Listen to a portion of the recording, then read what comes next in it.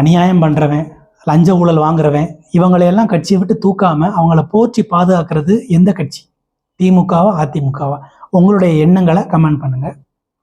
என்னுடைய கட்சிக்காரங்க அமைச்சராக இருந்தாலும் எம்எல்ஏ இருந்தாலும் எவனாக இருந்தாலும் அவன் தப்பு பண்ணிட்டான், லஞ்ச ஊழல் வாங்கிட்டான்னா அவனை கட்சியை விட்டு தூக்கி எரிஞ்சிருதேன், அவனை வச்சுக்கிட்டு வேடிக்கை பார்க்க மாட்டேன், அவங்கள வளர்த்து விட மாட்டேன் அப்படின்னு சொன்னவர் முன்னாள் முதல்வர் ஜெயலலிதா அவர்கள். அவர் சொன்னதோட மட்டும் கிடையாது, உடனே கட்சியை விட்டு தூக்கி எரிஞ்சிருவாங்க. இதுவே மக்கள் அவரை விரும்புறதுக்கும் அவரை ஓட்டு போடுறதுக்கும் ஒரு முக்கிய காரணமாக பார்க்கப்பட்டுச்சு. டிஎம்கேவை நீங்கள் எடுத்துக்கோங்க, எவ்வளோ தப்பு பண்ணாலும் எவ்வளோ லஞ்ச ஊழல் வாங்கினாலும் அவங்க கட்சியை விட்டு நீக்கிறது பெரிய கஷ்டமாக இருக்குது. அது முன்னாள் முதல்வர் கலைஞராக இருந்தாலும் சரி, தற்போது ஸ்டாலின் அவர்களாக இருந்தாலும் சரி. இதை ஏன் டிஎம்கே அதிகமாக பண்ண மாட்டேங்க அப்படிங்கிற ஒரு கேள்வி மக்கள் மத்தியில் தொடர்ச்சியாக எழுந்துக்கிட்டே வருது. இப்போ ஒரு லோக்கலில் ஒருத்தன் கட்சிக்காரன் இருக்கான், அவன் ரொம்ப அட்டூழியமானதான், லஞ்ச ஊழல் வாங்குதான், அப்போ அவனை தூக்கி எறிகிறது தானே ஒரு சரியான நடைமுறை. நமது அமைச்சராகவே இருந்தாலும் அப்படின்னா தானே மக்கள் விரும்புவாங்க. அப்பாட போய் ஒளிஞ்சாண்டா, நல்ல நடவடிக்கை எடுத்துட்டாங்க ஸ்டாலின் ஐயா அப்படின்னு நினைப்பாங்க.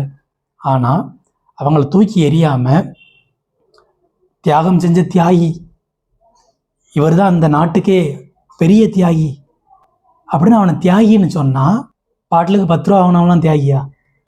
தியாகிக்கு உண்டான மரியாதை போச்சடா.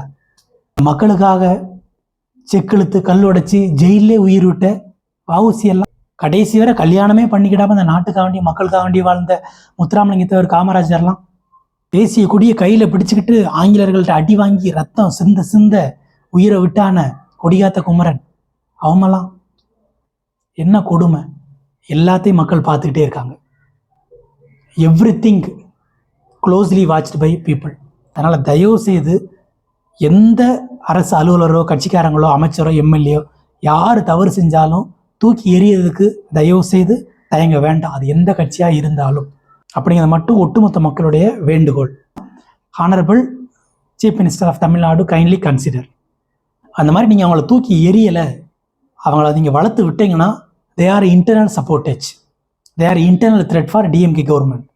ஊழல் பண்ணக்கூடிய லஞ்சமாக வாங்கக்கூடிய அரசு அலுவலர்களையோ இல்லை அமைச்சர்களோ எம்எல்ஏகளோ கட்சிக்காரங்களையோ நீங்கள் தூக்கி எறியாமல் வேடிக்கை பார்த்தீங்கன்னா இந்த டிஎம்கே கட்சிக்கே அவங்க தான் மிகப்பெரிய அச்சுறுத்தலாக இருப்பாங்க அப்படிங்கிறத மட்டும் தயவு செய்து மறந்துட வேண்டாம்.